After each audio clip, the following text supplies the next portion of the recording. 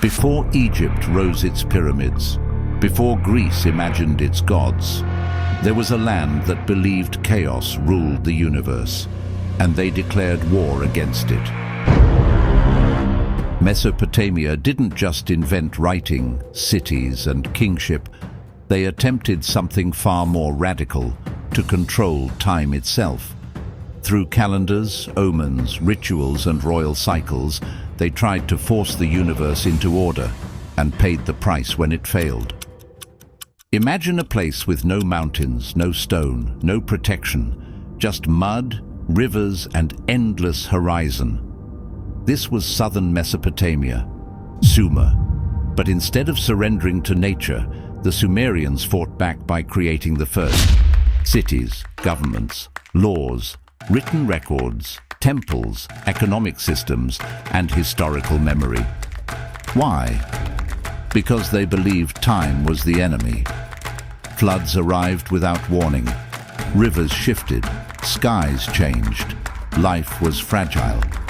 So they created a world where nothing was allowed to be random. We often say writing began for trade or accounting. Technically true. But the deeper reason? Control. Writing let them freeze time, track kings, record wars, predict floods, fix religious cycles, lock the economy into a rhythm. Writing turned time into something visible, controllable, predictable. It was the first human attempt to stop time from erasing everything. Mesopotamia is where astronomy became a science, not for curiosity, for survival. They believed the gods communicated through the sky. If the king needed to go to war, they asked the heavens. If a famine threatened, they searched for omens. If a strange star appeared, they prepared for disaster.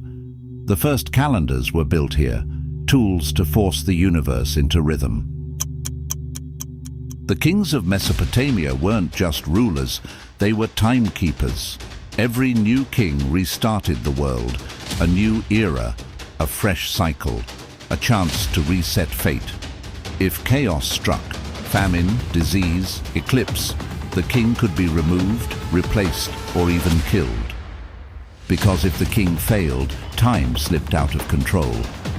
In some cities, they crowned a substitute king for a few days and sacrificed him to reset the cosmic clock. It was brutal, but to them, necessary. Those massive temples, Ziggurats, weren't just religious buildings, they were physical time markers. Each level represented a layer of the cosmos, each staircase a path between heaven and earth. When enemies attacked, Akkadians, Elamites, Gutians, something fascinating happened. Mesopotamians saw war not just as destruction, but as a reset. A new dynasty, a new era, a collapsed city, the end of a cycle, a rebuilt temple, rebirth. Time wasn't linear, it was circular. Every fall was another beginning. This mindset shaped thousands of years of Near Eastern history. So what happened? Why did the oldest timekeeping civilization crumble?